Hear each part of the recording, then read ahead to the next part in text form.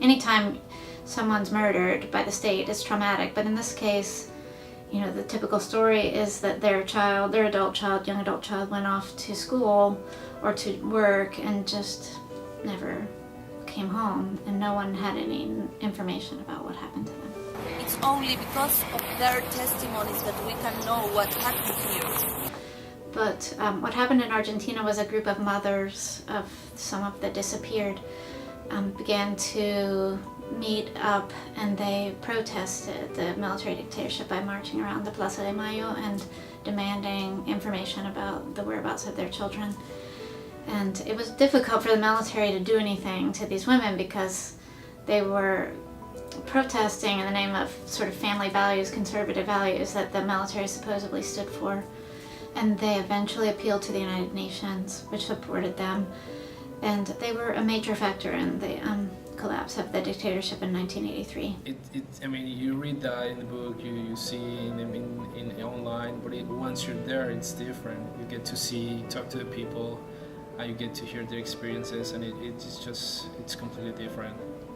But last summer, they were having trials of the military and police, law enforcement personnel who were involved in the detention center of the Naval Mechanics School, at the Naval Mechanics School in Buenos Aires, which is now a site of memory, and the students get to go there, and it's very powerful.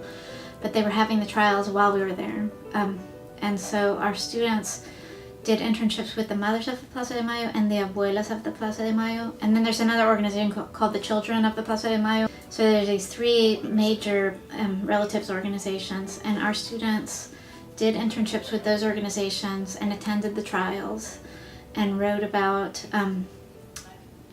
what was going on in the trials for these organizations' web pages and archives. So that was really exciting.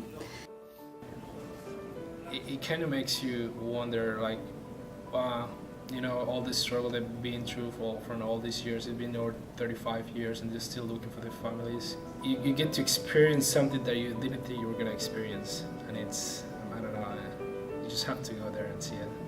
I do expect that some of them will go back and work with these organizations or other human rights organizations after they graduate.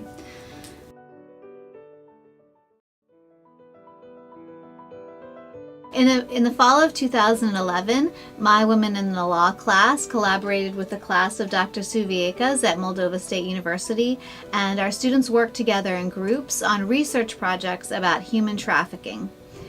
And each group had students from Moldova and students from Florida working together.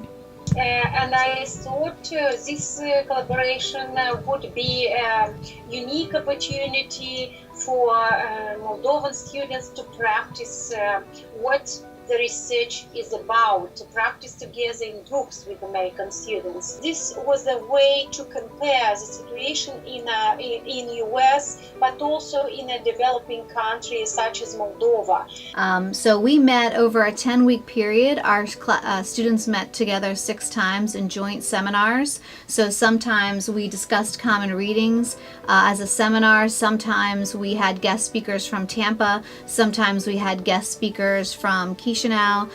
So students heard from NGOs, from Peace Corps volunteers working in Moldova, and then students worked a lot together outside of class, and technology enabled them to really get to know each other. So they created Facebook groups, they Skyped, they emailed, they shared documents using Dropbox. I think if we hadn't had the opportunity to speak to a nation where the problem is so much more prevalent, and I think that it's so much more an everyday occurrence, that we wouldn't have the same, it wouldn't have given me the same emotional connection that I had with the problem of human trafficking. And it made me want to become more aware of how human trafficking interacts between the two nations, between Moldova and Europe and the United States.